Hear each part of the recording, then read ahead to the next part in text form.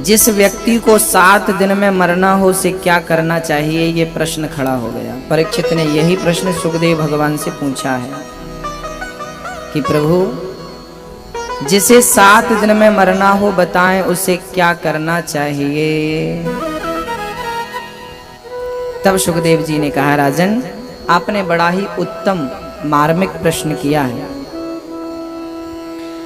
हम सभी की उम्र बहुत छोटी है, कब चले जाएं कोई तो नहीं जानता।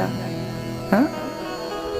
क्षण भंगुर जीवन की कलिका, कली प्रात को जान खिले न खिले। मलयाचल की सुचि सुंदर मंद, सुगंध समीर चले न चले।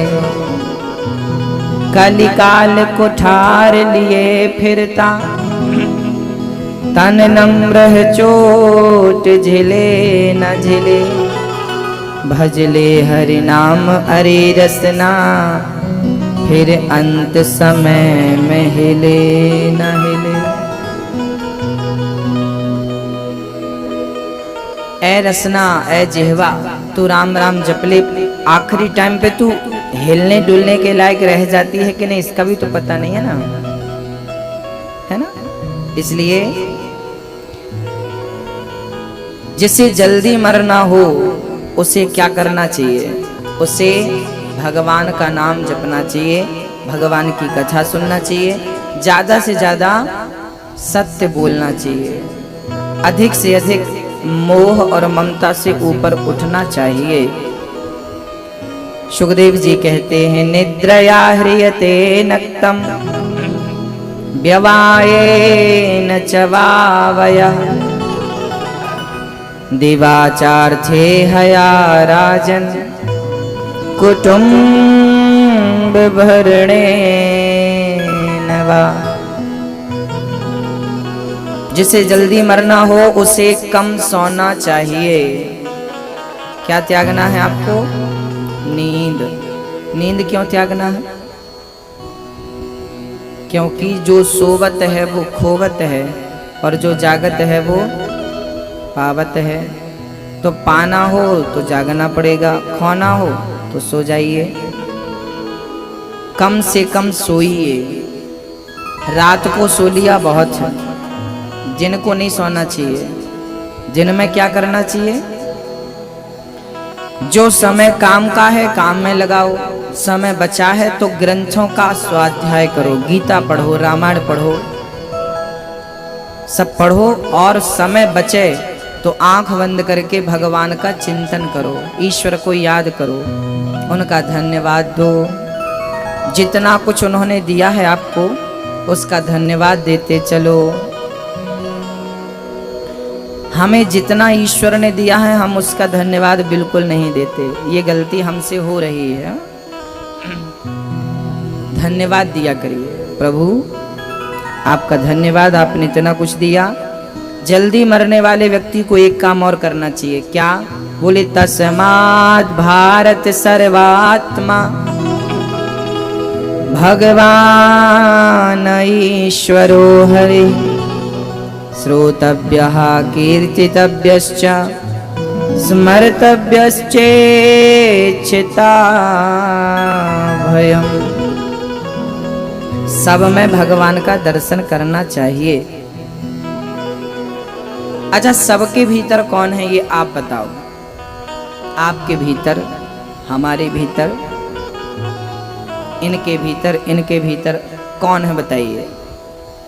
हम सबके भीतर कौन है बताओ मैया जी, कौन है हम सबके भीतर?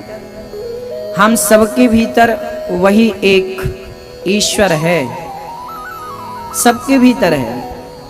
चींटी से लेके हाथी तक, स्त्री हो पुरुष हो, सबके भीतर। अच्छा, हम सबके भीतर भगवान कैसे हैं वो समझते हैं। सभी लोग बताएंगे। बताओ ये क्या है? जोर से बताइए, क्या है ये? जोर से बोलिए, क्या है? अंगूठी। ऐसा आप कह रहे हैं। ये अंगूठी है। अच्छा, आपको अंगूठी दिख रही है पर हमें तो सोना दिख रहा है। किसकी बात सही है, आपकी या हमारी?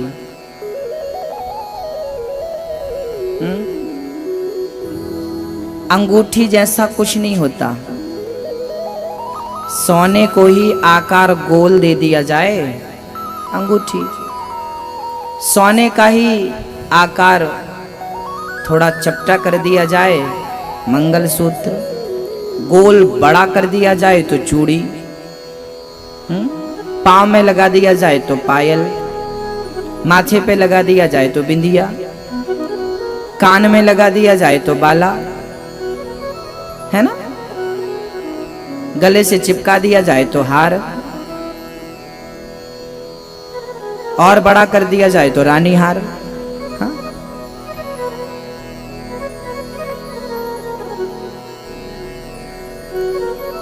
अब बताओ, बिंदिया, बैंदी यहां लगती है ना माताओं को, क्या बोलते? बैंदी बोलते।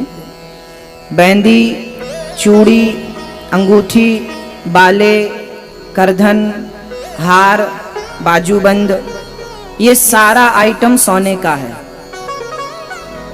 पर ये बताओ कि इन सब में क्या है? सोना है। मंगलसूत्र जैसा कुछ नहीं होता।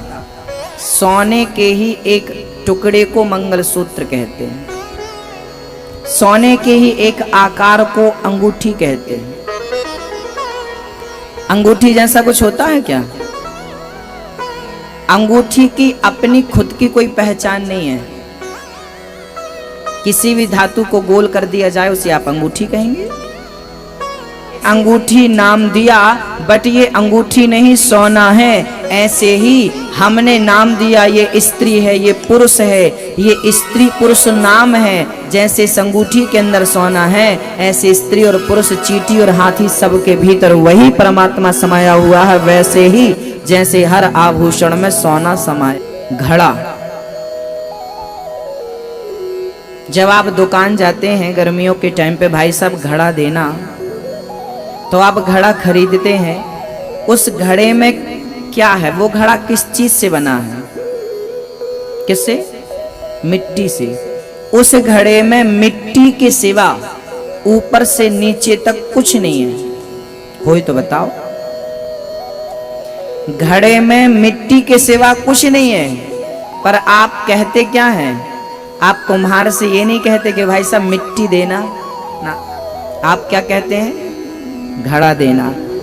जिस घड़े को हमने मांगा है, हाथ में लिया है, एक्चुअली उस घड़े में मिट्टी ही मिट्टी है। मिट्टी के अतिरिक्त तो कुछ नहीं है। हम मिट्टी के एक आकार को ही घड़ा कहते हैं। हम मिट्टी के ही एक आकार को कुल्हड़ कहते हैं। हम मिट्टी के ही एक आकार को खिलौने इत्यादि नाम देते हैं।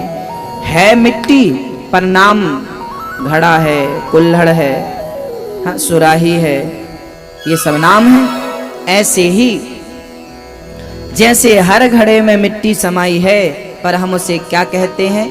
घड़ा। ऐसे कण कण में भगवान समाया है। फिर भी भगवान समाये हैं जिस कण में, हम उसी को संसार कहते हैं। ये संसार जैसा कुछ नहीं है, भगवान को ही संसार का नाम दिया है। जैसे मिट्टी को आपने घड़े का नाम,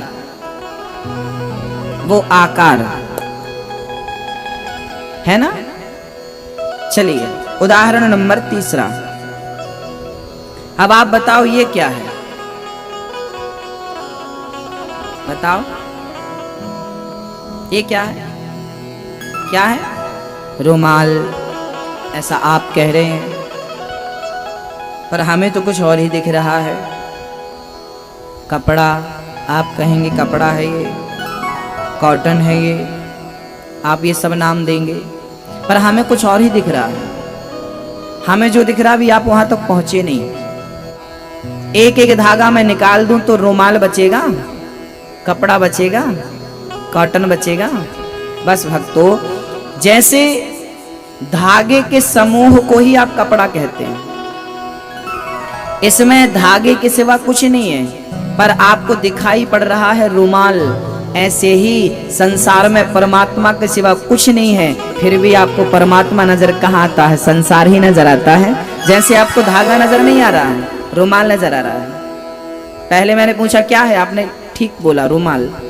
जैसे आपको रुमाल नजर तो आ रहा है पर इसके अंदर का धागा नजर नहीं आ रहा है, ऐसे ही संसार तो नजर आ रहा है, संसार में विराजमान परमात्मा नजर नहीं आ रहा है। बस ये उस परमात्मा को देखने के लिए बस पूरे बुट्टीपुरी में पूछ लीजिए कि भाई सब ये क्या है, सब लोग कहेंगे रुमाल है, शायद कोई कहे कि धागा है। ऐसे ही सब संसार कह रहे हैं, जानने वाला ही कहेगा कि संसार नहीं, भगवान ही संसार के रूप में दिख रहा है और कुछ नहीं है। उस ईश्वर के सिवा इस संसार में कुछ नहीं है। तुझ में राम, मुझ में राम, जहां देखूं वहीं राम, हरि व्या करना पड़ेगा। कई लोग कहते हैं भगवान तो है ही नहीं, भगवान है तो हमें दिखाई क्यों नहीं पड़ते? दिखना चाहिए। अब समझते हैं जरा गंभीर, दही में मक्खन होता है कि नहीं? हाँ या ना? होता है। अच्छा, आपके घर के दही में मक्खन है, हो सकता है पड़ोसन के घर के दही में मक्खन ना हो। कैसा है बताओ, क्या ऐसा है? ऐसा देखने के लिए क्या करना पड़ेगा? उस मक्खन तक पहुंचने के लिए, उसे प्राप्त करने के लिए क्या करना पड़ेगा? दही का मंथन करना पड़ेगा। क्या करना पड़ेगा? पहले की माताएं मथानी से मथती थी ना दही को।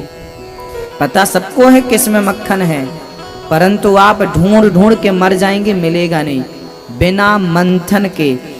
जैसे दही से मक्खन तब प्रकट होता है जब मंथन किया जाए, ऐसे कण कण में भगवान है, प्रकट तब होता है जब भक्ति की जाए, विश्वास किया जाए और प्रेम किया जाए। हरि व्यापक सर्वत्र समाना और प्रेम से प्रकट हो ही मैं जाना। भगवान सर्वत्र हैं, दही में सर्वत्र घी है, पर मंथन जरूरी है।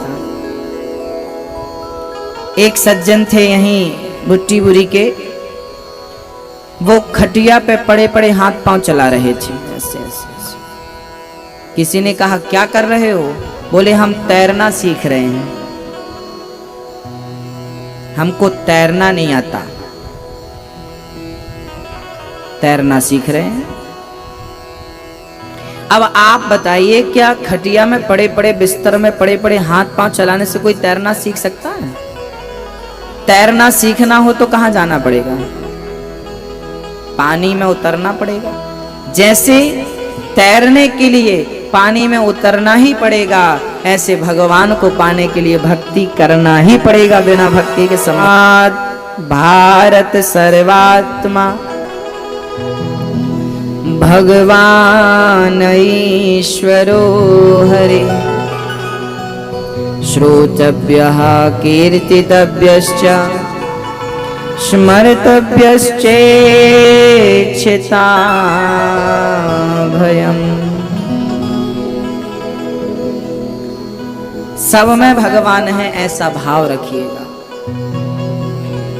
आप में भी भगवान है, आप में भी, हर स्त्री के अंदर भगवान है, हर पुरुष के अंदर भगवान है, चींटी के अंदर भगवान है, सबके भीतर वही समाया है। इसलिए हमें किसी से बैर नहीं करना चाहिए, किसी से नफरत घृणा नहीं करनी चाहिए। क्यों नहीं करनी चाहिए? क्योंकि सबके भीतर वही समाये हैं। ज्यादा से ज्यादा कथा सुनिए, कीर्तन करिए और स्मरण बना रहे भगवान का।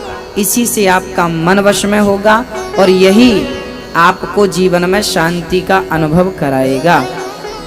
ज्यादा संग्रह नहीं करना चाहिए हमें, जितना मिल जाए ठाकुर जी दे दें उतने में हमें संतोष रखना चाहिए। अधिक संग्रह की कामना नहीं करनी चाहिए, जितना मिला खुश रहो। कि हर देवता एक एक चीज आपको दे सकते हैं। परंतु भगवान ऐसे हैं जो सब कुछ दे सकते, सब कुछ, सारी सामर्थ्यता है देने की। श्री सुखदेव भगवान सृष्टि के वर्णन के पूर्व भगवान का ध्यान करते हैं, भागवत के 10 लक्षण का वर्णन करते हैं और भगवान के स्वभाव का वर्णन करते हैं श्री सुखदेव जी और सूत जी। भगवान का स्वभाव कैसा है? एक बार भगवान शांति दूत बनकर गए थे, पता है आपको? अच्छा, भगवान इतने बड़े हैं, पर भगवान इतने बड़े होकर भी छोटे बनते हैं, है ना? और भगवान कैसे हैं? बड़े भी बन जाते हैं, छोटे भी बन जाते हैं। अच्छा, आपके नागपुर में जो सबसे बड़ा आदमी हो, मुझे नहीं पता कौन है, आप उनसे कहो कि भाई साहब 1 महीना आप हमारी गाड़ी चला लो, हमारा ड्राइवर छुट्टी पे है, आप हमारे ड्राइवर बन जाओ। तो नागपुर का जो सबसे बड़ा आदमी होगा, उनसे आप बोलना कि आप हमारे 1 महीने के लिए ड्राइवर। 20 नौकर हैं, 20 ड्राइवर हैं, जानता नहीं मुझे और ऐसी बात करते हो तुम।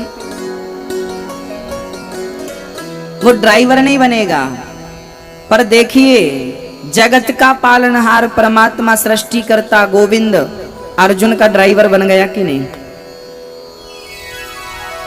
हाँ, जिसके इशारे से प्रलय हो सकता है, जो दुनिया का रचयिता है, ब्रह्मांड नायक है, जिसके रोम रोम में ब्रह्मांड लटक रहे हैं, ब्रह्मांड निकाया निर्मित माया रोम रोम प्रति वेद कहें, जिसके रोम रोम में ब्रह्मांड लटक रहे हो, वो भगवान अर्जुन का ड्राइवर बन गया कि नहीं? महाभारत के युद्ध में अर्जुन की गाड़ी कौन चला रहा था? रथ कौन चला रहा था? भगवान चला रहे थे। देखिए, ये भगवान का स्वभाव है। यदि भक्ति सच्ची है मेरी माँ, तो भगवान आपका ड्राइवर भी बनने को तैयार है। ये बात कहना चाहते हैं भगवान कि मैं तुम्हारे लिए तुम्हारी गाड़ी चलाने को, भगवान आपके लिए। हाँ, आपको क्या करना है? अर्जुन बन जाना है। अर्जुन ने अपने रथ की डोर किसको पकड़ाई? किसको पकड़ाई? श्री कृष्ण को। आप लोग भी अर्जुन बन जाइए और अपने जिंदगी की डोर कृष्ण को पकड़ा दीजिए। प्रभु, अब मेरी गाड़ी है। जैसे रखे राम जी रहना चाहिए और सीताराम सीताराम कहना चाहिए। हाथ दीननाथ के जिंदगी की डोर सौंप, हाथ दीननाथ के महलों में रखे चाहे झोपड़ी। मिटा दो अपनी मर्जी, उसकी मर्जी में मिला दो। अच्छा, एक बात बताओ, आपके घर में छोटे छोटे बच्चे हैं ना? कभी कभी बच्चे टीवी देखते हैं, तो टीवी में वो क्या देखते हैं? कार्टून। तो बच्चे मोटू पतलू देखते हैं और आपकी इच्छा हो रही है कि हम न्यूज सुन लें। तो जब आपके बच्चे जिद करते हैं, रिमोट नहीं देते आपको, तो फिर आप क्या करते? मतलब आपने अपनी मर्जी बच्चे की मर्जी में मिला दी कि नहीं? अब आपने अपनी मर्जी समाप्त कर दी, अपनी इच्छा समाप्त कर दी और बच्चे की इच्छा में आप खुश हो गए। ऐसा होता है कि नहीं? कभी कभी बच्चों की जिद के सामने माँ बाप को अपनी जिद छोड़कर बच्चों की जिद में हाँ करना पड़ता है, बच्चों की जिद में मिलना पड़ता है। बस भक्तों, जैसे आप अपने बच्चों के लिए अपनी जिद छोड़ देते हैं, हम तो कहते हैं अपनी हर इच्छा, अपनी इच्छा उसकी इच्छा में मिला दो। गोविंद को रथ का सारथी बना दिया, अब रथ आप ले जाएं। शांति दूत बनकर गए थे भगवान पांडवों के पक्ष से। दुर्योधन से कहा था पांडवों को कम से कम 5 गांव तो दे दो। शांति दूत बनकर गए। सोचिए, जगत का पालनहार दूत बन जाता है। अर्जुन का दूत बन के गए। दुर्योधन से कहा पांडवों को कम से कम कितने गांव दे दो? 5 गांव। तो वो 5 पांडव अपना गुजारा कर लेंगे। पर दुर्योधन बोला मैं सुई की नोक बराबर जगह भी देने को तैयार नहीं। यहां एक विचार आप करिए कि जो दुर्योधन सुई की नोक बराबर जगह देने को तैयार नहीं था, वो दुर्योधन जब मरा तो क्या सुई की नोक बराबर जगह लेकर गया? नहीं गया ना, पड़ा रहा ना सब कुछ। आप लोग भी इंच इंच के लिए लड़ते हैं। एक एक फिट जमीन के लिए भाई भाई कभी कॉलर पकड़ लेते हैं, झगड़ा कर लेते हैं। वो जमीन जायदाद सब धरी रह जाती है, आप लोग लड़ मर जाते हैं। हाँ, क्यों नहीं जीवन शांति से जी लेते आप? क्यों नहीं जीवन में आनंद की वर्षा कर लेते? बस दुर्योधन 1 इंच देने को तैयार नहीं था।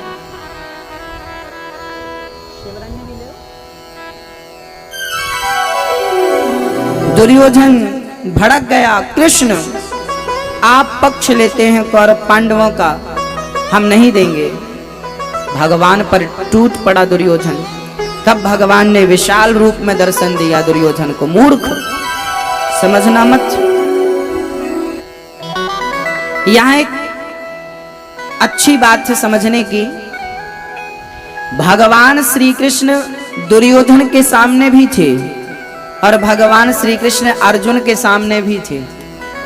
भगवान श्री कृष्ण ने दर्शन तो दोनों को दिया था, समझिएगा। परंतु अर्जुन ने पहचान लिया था और दुर्योधन ने कि अर्जुन के अंदर प्रेम था, कृष्ण के प्रति प्रेम था अर्जुन के अंदर, और कृष्ण से द्वेष करता था, घृणा करता था दुर्योधन। जो भगवान से प्रेम करेगा भगवान उसका सारथी बन जाएगा, और जो घृणा करेगा उसका सर्वनाश हो जाएगा। भगवान दोनों के सामने थे। जैसे दुर्योधन के सामने भी कृष्ण थे, शकुनी के सामने भी कृष्ण थे। सच कहता हूं, कृष्ण तो आपके और हमारे सामने भी हैं, परंतु अर्जुन ने पहचान लिया था, हम लोग पहचान नहीं पा रहे हैं। भगवान आज भी हमारे सामने है, आज भी है, पर हम लोग भी दुर्योधन जैसे अहंकारी हैं। हम भी पहचान नहीं पा रहे हैं भगवान को। वो किस रूप में हमारे सामने, हमें समझ नहीं आ रहा है। भक्तों, यदि आंखों से अहंकार का पर्दा हट जाए और प्रेम और भक्ति का चश्मा लग जाए, तो मुझे यकीन है कि भगवान आपको भी नजर आएगा। मेरे कृष्ण अहंकार की आंखों से दिखते ही नहीं, है ना। दर्शी यंत्र, माइक्रोस्कोप कहते हैं उसको, जानते हैं ना। उस यंत्र के माध्यम से बैक्टीरिया दिखाए जाते। देखो ये बैक्टीरिया, हमारे हाथ में बैक्टीरिया हैं, पर देखना हो तो माइक्रोस्कोप का सहारा लेना ही पड़ेगा। सही बोल रहा हूं क्या? हाँ, बिना उसके दिखाई नहीं देगा। बिना प्रेम, बिना भक्ति के वो खड़ा होगा सामने तो नजर नहीं आएगा भक्तों। जैसे बैक्टीरिया है तो पर नजर कहाँ आ रही। भगवान दुर्योधन के यहाँ गए। बाद में दुर्योधन ने भगवान को मनाया, चलो माँ ने 56 भोग बनाए हैं, खा लो। दुर्योधन माँ के हाथ के 56 भोग कृष्ण को खिलाने लगे। मेरी माँ ने 56 भोग तैयार किए। कितने भोग? 56 भोग। भगवान को सोने की थाली में, सोने की कटोरियों में सारा सामान रख करके दुर्योधन ने परोसा और कहा कन्हैया खाओ। भगवान ने कहा दुर्योधन, यदि आपके हृदय में प्रेम होता ना तो 56 भोग की जरूरत ही नहीं थी, मैं तो बासी रोटी खा लेता आपके घर। पर अहंकार के वशीभूत आप मुझे 56 भोग खिला रहे हो, मुझे आपके 56 भोग की जरूरत नहीं है। मेरे पेट में भूख नहीं है और तुम्हारे हृदय में मेरे प्रति कोई प्रेम नहीं है, भाव नहीं है, इसलिए मैं खाने वाला नहीं। भगवान ने वो 56 भोग त्याग दिए और कहाँ चले गए? विदुरानी के घर चले गए। ये विदुर जी कौन है? विदुर जी महाराज पांडु के भाई हैं, धृतराष्ट्र के भाई हैं, दुर्योधन के सगे चाचा हैं। विदुर जी की पत्नी को लोग विदुरानी कहते हैं। वो जंगल में रहते थे, दुर्योधन ने घर से निकाल दिया था चाचा को, चल जंगल में रहते थे, कंद मूल फल खा करके और सुबह शाम बस कृष्ण कृष्ण जपते थे। आज भगवान को लगा कि इन्होंने जीवन भर मुझे भजा है, जीवन भर मेरा नाम जपा है, स्मरण किया है, आज क्यों ना इनके घर चलकर के इनकी भक्ति को पवित्र किया जाए, इनकी श्रद्धा का ख्याल रखा जाए। और दुर्योधन की मेवा त्याग कर ठुकरा कर भगवान विदुर जी के घर गए और विदुरानी ने क्या खिलाए? भगवान ने कहा काकी जी बड़ी भूख लगी है। भगवान को बिठाया, जिस चौकी पे बिठाया वो उल्टी चौकी रख दी। भगवान ने सीधा नहीं किया, उल्टी चौकी में जाकर बैठ गए। रसोई में गई तो साग पक रही थी, वो साग भला कैसे खिलाती भगवान को? तब विदुरानी दौड़ी दौड़ी गई और बढ़िया पके पके केला तोड़ कर ले आई और केला छील करके फल को छिलका समझकर फेंकती हैं और छिलका को फल समझकर कृष्ण के हथेली में देती हैं। धन्य थी वो विदुरानी जो भूल गई कि मैं क्या कर रही हूँ, और धन्य थे भगवान कि भक्त ने छिलका पकड़ाया तो बिना प्रश्न किए भक्त का प्रसाद ग्रहण कर लिया। जो देगा भक्त मैं स्वीकार करूंगा। भगवान वस्तु के भूखे नहीं है। यदि प्रेम से छिलका दिया जाए ना तो भगवान छिलकों का भी प्रेम से भोग लगाते हैं। भाव का भूखा हूं मैं, भाव ही एक सार है, और भाव से भजले मुझे तो भव से बेड़ा पार है। केवल भाव चाहिए। भगवान वस्तु के भूखी नहीं है, केवल भाव। विदुरानी भगवान को छिलके खिलाती हैं, तब तक विदुर जी आ गए। विदुर जी महाराज ने बढ़िया 56 भोग ला करके परोस दिए थाली में, कहा ये खिलाओ। और जब भगवान ने वो भोग खाने शुरू किए तो भगवान ने कहा विदुर जी जो स्वाद मुझे इन छिलकों में मिला वो आपके मेवा मिष्ठान में नहीं है, वो स्वाद छिलकों में था। क्योंकि भाव का भूखा हूं मैं और भाव है एक सार है। भाव से भजले मुझे तो भव से बेड़ा पार है। भाव का भूखा हूं मैं, केवल भाव, केवल प्रेम। विदुरानी के छिलके, दुर्योधन की मेवा, दुर्योधन की मेवा त्यागी साग विदुर घर खाई, सबसे ऊंची प्रेम सगाई। प्रेम से बड़ा कुछ नहीं होता मैया जी। हाँ, दुर्भगोवत लोकोयम यदरो यदवो नितराम पे। दुर्भाग्य है उन यादवों का जो भगवान के पास रहकर भी भगवान को पहचान ना सके। जब भगवान लीला समाप्त करके चले गए तब विदुर जी को पता चला तो विदुर जी रोने लगे, मेरे कृष्ण मुझे छोड़कर चले गए। आखिरी समय विदुर जी को याद किया है। उद्धव जी ने कहा कि वो आपको याद कर कर के रोए। विदुर जी रोने लगे, बोले मुझे कृष्ण की वो आखिरी बात क्या कही है मेरे लिए वो बताओ। उद्धव जी बोले मैं तो नहीं बता पाऊंगा, पर श्री मैत्रेय जी जरूर बताएंगे। विदुर जी हरिद्वार चले गए और मैत्रेय जी के चरणों में बैठ के पूछा कि हे गुरुदेव, भगवान ने जाते समय आखिरी बात क्या कही है वो मुझे बताओ। तब विदुर जी ने प्रश्न किया कि सुखाय कर्माणि करोति लोको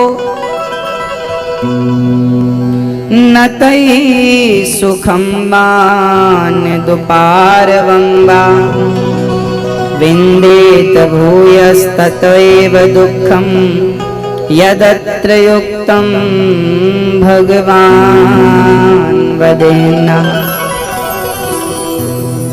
विदुर जी ने प्रश्न किया कि सारी दुनिया सुख के लिए कर्म करती है, सारी दुनिया सुख चाहती है, पर मिलता है दुख, ऐसा क्यों? तब बताया गया कि सारी दुनिया सुख के लिए कर्म करती है, पर दुख इसलिए मिलता है क्योंकि संसार का नाम ही दुखालय है। यहाँ आज तक किसी को सुख मिला ही नहीं। जब किसी को नहीं मिला तो आपको कैसे मिलेगा?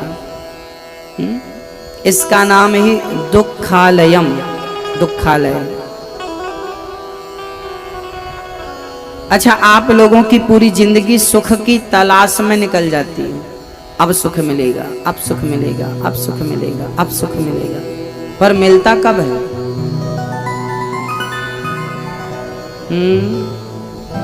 जब स्कूल में पढ़ते थे तो लगता था अच्छी नौकरी लग जाएगी तो सुख मिलेगा, अच्छी नौकरी लग गई तो लगा कि अच्छी जगह शादी हो जाएगी तो सुख मिलेगा, शादी हो गई तो लगा कि बच्चे हो जाएंगे तो सुख मिलेगा, बच्चे हो गए तो लगा कि बच्चे पढ़ लिख जाएंगे तब सुख मिलेगा, बच्चे पढ़ लिख गए, अब लगा कि जब बच्चों की शादियां हो जाएंगी तो सुख मिलेगा, बच्चों की शादियां हो गई, अब लगा नाती पंती आ जाए तो सुख मिलेगा। पूरी जिंदगी सुख की तलाश में निकल गई, सुख था कि मिला ही नहीं। हाँ, ये संसार कैसा है पता है? ये संसार पत्ता गोभी जैसा है। पत्ता गोभी जानते हैं?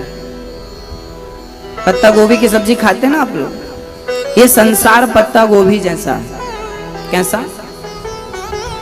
पत्ता गोभी बड़ी वजनदार होती है, ऐसा लगता है कि इसके भीतर कुछ है। जब पहला पत्ता हटाया तो फिर से पत्ता, लगा कि शायद इसके भीतर कुछ हो। दूसरा पत्ता हटाया तो तीसरा पत्ता। शुरू से लेके आखिरी तक आप निकालते जाओ, क्या निकलता है? पत्ते के सिवा क्या है उसमें? कुछ भी नहीं। शुरू में पत्ता था तो आखिरी में भी पत्ता है। अब आइए आपसे उस गोभी को कंपेयर करते हैं।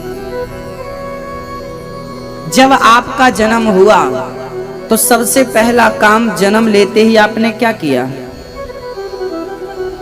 क्या किया? रोए। पैदा होते ही हर व्यक्ति पहले रोता है। क्या करता है? आप लोग रोए थे कि नहीं? रोए थे। जन्म लेते ही पहला काम रोने का किया। इसके बाद जवानी में या बुढ़ापे में, जीवन में जब कोई काम नहीं बना तो भी क्या हुआ? तो भी रोए। और आखिरी में मरते के टाइम, मृत्यु के टाइम क्या होता है? रोता रोता इंसान मर जाता है। शुरू में भी रोना, मध्य में भी रोना, अंत में भी रोना, ऊपर भी पत्ता, शुरू में भी पत्ता, आखिरी में भी पत्ता। जैसे गोभी के भीतर भी कुछ नहीं था, ऐसे आपकी जिंदगी आपने जी ली, कुछ नहीं मिला, केवल रोना मिला, केवल रोना, कुछ नहीं मिला। क्या मिला? जो आपको मिल रहा है ये बहुत बड़ी बात नहीं। आपने कहा कि हमारे तो बच्चे हैं, हमें बच्चे मिले। बच्चे तो कुत्ता बिल्ली को भी मिल रहे हैं। हाँ, बताओ बच्चा किसे नहीं मिलता? के बच्चे नहीं होते हैं? बोलो, क्या गाय भैंस के बच्चे नहीं होते? बच्चे सबको मिलते हैं, अच्छा, तीन बातें मैं आपको, तीन सुख हैं जो लगभग सबको प्राप्त होते हैं। पहला सुख खाने का। आपने कहा आज हमने रबड़ी खाई, मजा आ गया, खूब खाया, रसगुल्ले खाए। आप खाते हैं तो पशु पक्षी भी तो खाते हैं। बोलो, आपको रबड़ी में स्वाद मिलता है, सुअर को नाली में वही स्वाद मिल रहा है उसके हिसाब का। वो खाता है, आप खाते हैं। वो सोते हैं, पशु पक्षी सब सोते हैं, आप भी सोते हैं। वो बच्चे पैदा करते हैं, आप भी बच्चे पैदा करते हैं, है ना। वो खाते हैं, पशु पक्षी खाते हैं, आप खाते हैं। पशु पक्षी सोते हैं, आप सोते हैं। पशु पक्षी बच्चे पैदा करते हैं, आप बच्चे पैदा करते हैं। कोई चौथा ऐसा काम बताओ कि बस आप ही कर सकते हैं, वो नहीं कर सकते। क्या ऐसा क्या है कि आप कर सकते हैं बट वो नहीं कर सकते? एक ही काम है कि आप मानव का तन पाकर भगवान का नाम जिह्वा से ले सकते हैं। का पाना किसी भी योनि में संभव नहीं है। मानव के देह से ही ईश्वर मिल सकता है, बाकी किसी देह से नहीं। योनियों में सबसे बढ़िया शरीर आप लोगों का है, सबसे बढ़िया योनि आपकी है। आपके शरीर से ईश्वर को पाया जा सकता है। बड़े भाग्य मानुष तन पावा, सुर दुर्लभ सदग्रंथ निगावा। केवल मनुष्य के शरीर से, इस देह तन से ईश्वर को प्राप्त किया जा सकता है। नहीं तो पशु पक्षी और कुत्ता बिल्ली की योनि से भगवान को कभी है ना, कुत्ता बिल्ली के शरीर से तो नहीं पाया जा सकता। तो आपको तो मिला है तो पालो ना, कब पाओगे? बाल वाल तो सब पक गए। गई बहुत थोड़ी बची। नारायण अब चेत मतलब अब जाग। काल चिड़ैया चुग रही, निस दिन आयु खेत। अब जाग जाओ। अब भी नहीं जागोगी तो कब जागोगे? मौत सिर पे नाच रही है और आप अभी तक सो रही हो। जागो, है ना मैया जी, जाग जाओ। भगवान का कंधे पे रख के चिता तक पहुंचाएंगे, फूंक के चले आएंगे। बिगड़ेगा किसी का नहीं, बिगड़ेगा तो सिर्फ आपका, है ना। क्योंकि यहां से आगे की यात्रा तो अकेली करनी पड़ेगी ना। हमें यहां से नागपुर जाना हो तो 2-4 लोग साथ में जा सकते हैं। विठ्ठल भगवान का दर्शन करने चलना है तो लो, मोहल्ले पड़ोस के 10-20 लोग भी जा सकते हैं, चलो संगी साथी हैं। पर जब मरोगे ना, के चिंतन में लगाए होंगे, बस वही पल सार्थक है, बाकी व्यर्थ है। हाँ,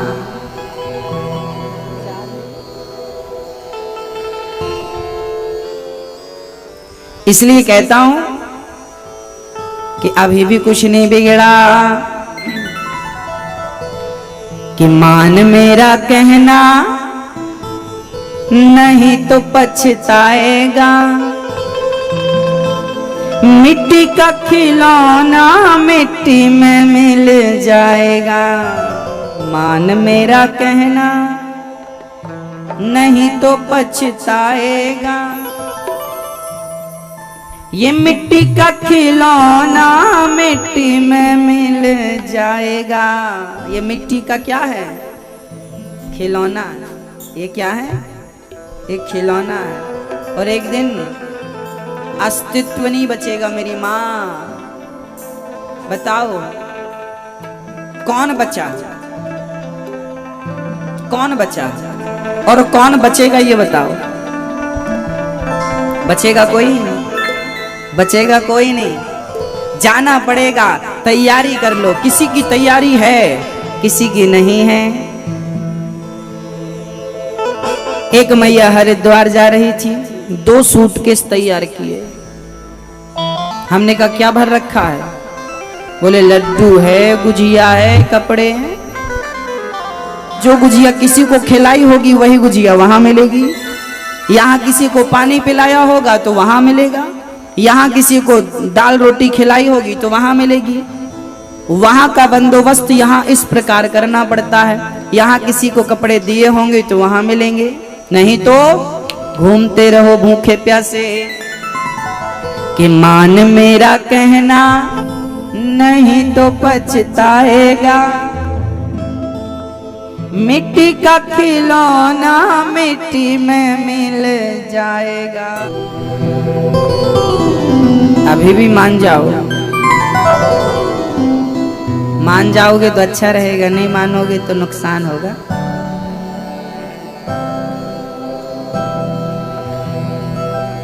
श्री विदुर जी महाराज भगवान के स्वभाव को जानते हैं कि भगवान भक्त के प्रेम और भाव के लिए छिलके भी खाते हैं, छिलकों का भगवान भोग लगाते हैं। हाँ, एक बार भगवान नारायण ने ब्रह्मा को नाभि से उत्पन्न किया, कमल पर। नाभि से कमल, कमल में ब्रह्मा जी प्रकट हुए। ब्रह्मा जी की सृष्टि शुरू हुई। ब्रह्मा जी ने अपने शरीर के दाहिने अंग से पुरुष और वाम अंग से स्त्री को प्रकट किया। स्त्री का नाम था शत्रुपा, पुरुष का नाम था मनु। मनु और शत्रुपा,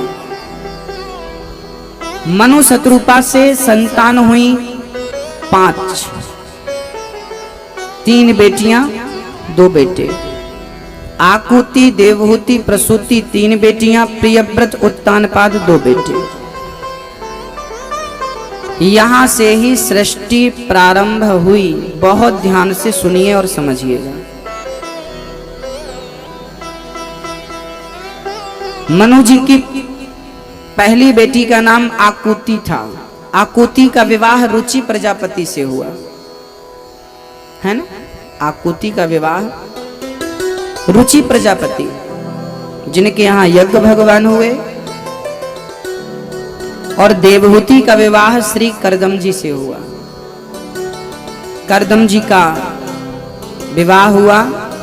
करदम जी समाधिस्थ हो गए। 40 वर्षों बाद जब तपस्या समाधि खुली, उन्होंने अपने पास एक सुंदर स्त्री को देखा।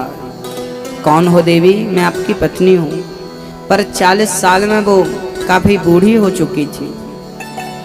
तब बिंदु सरोवर में स्नान दोनों ने किया, सुंदर हो गए। तप के प्रभाव से देवहूति 16 वर्ष की और करदम जी भी युवा हो गए। एक कामक विमान की रचना की। कामक विमान,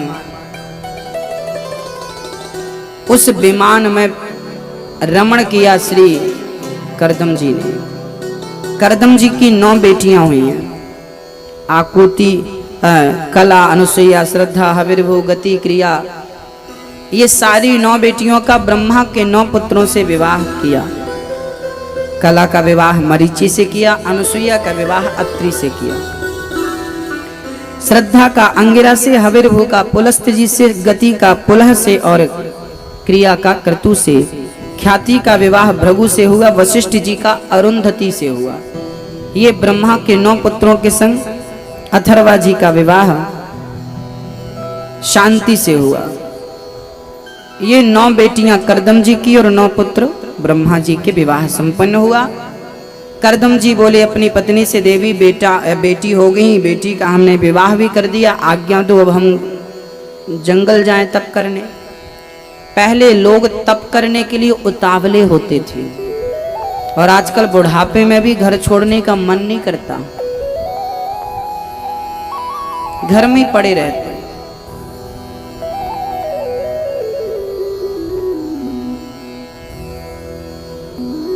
हम तो कहते हैं कि बुढ़ापा आ जाए। मैं आप लोगों से एक छोटा सा प्रश्न करूंगा, उत्तर आपको देना है। यहाँ जितने लोग बैठे हैं बहुत ध्यान से सुने प्रश्न को, फिर उत्तर दें अपनी बुद्धि और विवेक के अनुसार।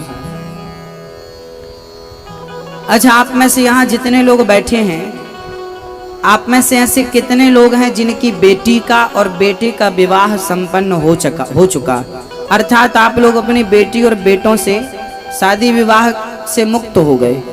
कौन कौन है हाथ उठाओ जिनकी बिटिया का और पुत्र का विवाह हो चुका, हाथ उठा। पुरुष लोग भी उठाएंगे जिनके संपन्न हो गए। बच्चा हो तो मत उठाइएगा हाथ, बेटी का विवाह बच्चा हो, बेटे का बच्चा हो। चलिए ठीक है, कुछ दिन बाद आप सभी लोग फुर्सत हो जाएंगे। बेटी का भी विवाह कर दिया, बेटे का भी विवाह कर दिया। अब हम आपसे छोटा सा प्रश्न कर रहे हैं कि बेटी का विवाह कर दिया, बेटी अपने घर खुश, बेटे का विवाह कर दिया, बेटा खुश आनंद से। अब आपकी सारी जिम्मेदारियों से आप निवृत्त हो गए कि नहीं? हाँ या ना? आपकी जितनी जिम्मेदारियां थीं, आप उन जिम्मेदारियों से अब छूट गए कि नहीं? हाँ या ना? छूट गए ना? भाई, एक पिता की क्या जिम्मेदारी है? एक माँ की माँ बाप की यही जिम्मेदारी है कि वो अपने बच्चों को संस्कारी बनाएं, पढ़ाएं लिखाएं और बढ़िया सा घर देख के शादी करें। बेटा बेटी खुश हैं। अब आप क्या करें? अब आपका सारा काम हो गया। अब घर पे मत पड़े रहो, अपना बुढ़ापा मत तबाह करो, मत बर्बाद करो। अब सारे काम हो गए, अब निकलो, 1 महीना विट्ठल जी के पास जाओ, विट्ठल जी की नगरी में जाओ, जाओ वहां और विट्ठल जी के रोज दर्शन करो, रोज परिक्रमा लगाओ, रोज विट्ठल विट्ठल गाओ, रोज वहां भक्तों का जूठन प्रसादी ग्रहण करो, भगवान जी का जूठन खाओ और प्रेम से वहां पर महीने 2 महीने गुजारो। फिर उसके बाद जगन्नाथ जी चले जाओ, जगन्नाथ जी के चरणों में जाओ, उनका दर्शन करो, उनका दर्शन करो, उनकी परिक्रमा लगाओ, प्यार करो, वहां प्रसादी खाओ भक्तों का और 2 महीने वहां गुजारो। उसके बाद आप द्वारिका जाओ, द्वारिकाधीश का दर्शन करो, महीने 2 महीने वहां गुजारो। उसके बाद बद्रीनाथ जाओ, वहां 2-4 महीने गुजारो। अब आप कहेंगे गुरुजी वहां रहेंगे कहाँ, खाएंगे कहाँ? अरे मेरी माँ, भक्तों, भगवान के दरबार में आपको व्यवस्थाएं खुद भगवान देंगे। इन्हीं घर में पड़े रहते हैं, बच्चे जूता मार रहे हैं, लाते मार रहे हैं, निकाल रहे हैं, फिर भी नहीं निकल रहे। लाते खा खा के भी घर में पड़े। काशी गुजारो, अभी माघ का महीना आएगा, प्रयागराज गुजारो, महीना भर स्नान करो, जाओ। सारी जिम्मेदारियां पूरी हो गई और सारी संपत्ति कमा के बच्चों को मत दे देना। कमाए और बच्चों को दे दी और विट्ठल जी की नगरी में गई तो वहां भीख मांगने लगे। भगवान बोलेगा वाह, इसलिए कमाया था तूने। कुछ संपत्ति अपने तीर्थ यात्रा के लिए बचा के रखो।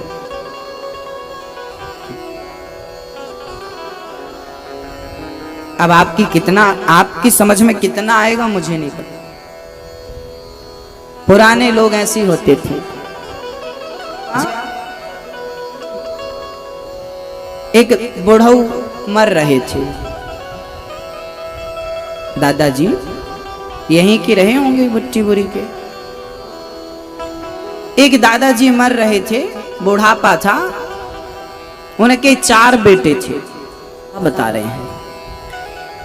अब वहां से एक वैद्य जी निकले। वैद्य जी ने कहा, बच्चों ने कहा कि वैद्य जी हमारे पिताजी को बुलवा दो, ये कुछ बोलना चाह रहे हैं, कुछ बोल नहीं पा रहे हैं। अब पिताजी लगे, बच्चों को लगा जरूर ये कोई माल खजाने का पता बताएंगे। वैद्य जी आप बुला दो। वैद्य जी बोले 20,000 रुपए लूंगा, मेरे पास एक जड़ी बूटी है, पिलाऊंगा तो उनको 5 मिनट के लिए वापस को दिए। वैद्य जी ने बूटी घोली और बुढ़ऊ के बूढ़े आदमी के मुंह पे डाला। जैसे मुंह पे डाला जबान वापस आ गई। बूढ़ा आदमी बिल्कुल बोलने लगा और बोला क्या, वो सुनने की बात थी। बूढ़े आदमी ने बोला, क्यों रे मूर्खो, तुम चारों के चार बच्चे मेरी खोपड़ी में खड़े हो और वो गाय कब से झाड़ू चबारी नहीं लगे। इसलिए नहीं रोया कि बाप मर गया, इसलिए रोया कि जाते जाते भी 20,000 ले गया, 20 रुपए की झाड़ू के लिए। तो आप भी ऐसे ही एक एक चम्मच के लिए, कई लोगों को देखा हमने बुढ़ापे में चम्मच के लिए झगड़ा करते हैं। लीजिए, हाँ, विठल विठल जप लीजिए, हरे राम जप लीजिए। जवान एक दिन रुक जाएगी, अवरुद्ध हो जाएगी, चाह करके भी आप बोल नहीं पाएंगे। सभी लोग बोलिए राम, सभी लोग बोलो नारायण, जोर से बोलो नारायण नारायण। अभी आप बोल रहे हैं ना। कभी कभी वो दिन भी आते हैं जब हम बोलना चाहते हैं पर बोल नहीं पाते। हाँ, अभी आप लोग बोल पा रहे हैं। कहीं आपका बुढ़ापा भी ना बिगड़ जाए, कहीं आपका भी मन झाड़ू में ना चला जाए, नाती पोता में ना चला जाए। एक दादाजी मरने लगे, डॉक्टर बोले कि बस 2-4 घंटे के मेहमान हैं। अब बूढ़ा आदमी रोने लगा, मैं 2-4 घंटे में मर जाऊंगा। तो बोला कि भैया वो बेटा कहाँ छोटा। यहाँ के सबसे बड़े निकृष्ट पापी लोग हैं जिन्हें मरते समय भी भगवान का नाम स्मरण ना आए, याद ना आए, इनके जैसा अभागा कोई हो नहीं सकता। मेरी माँ, आप लोग अपनी गति ना बिगाड़ लीजिएगा, किसी का कुछ नहीं बिगड़ेगा। जैसी है रहने दो, बेटा जैसा है रहने दो। आप बुढ़ापे में केवल 2 रोटी से मतलब रखो, 2 रोटी खाओ और अपनी बची हर श्वास भगवान के नाम कर दो। हर साथी भी है या नहीं, इसका भी तो भरोसा नहीं है। मैया जी, आप में से जितने लोग 50 साल के हो गए हैं, शास्त्र कहता है कि 50 साल की उम्र के बाद घर परिवार से मोह हटा दो। पर मैं आपको 10 सारे काम हो गए आपके, मत बिगाड़ लेना अपना जीवन, तबाह मत कर लेना। करदम जी घर छोड़कर निकल गए। कपिल देव जी 8 वर्ष के थे। माँ देवहूति ने हाथ जोड़कर कपिल भगवान से एक दिन कहा कि बेटा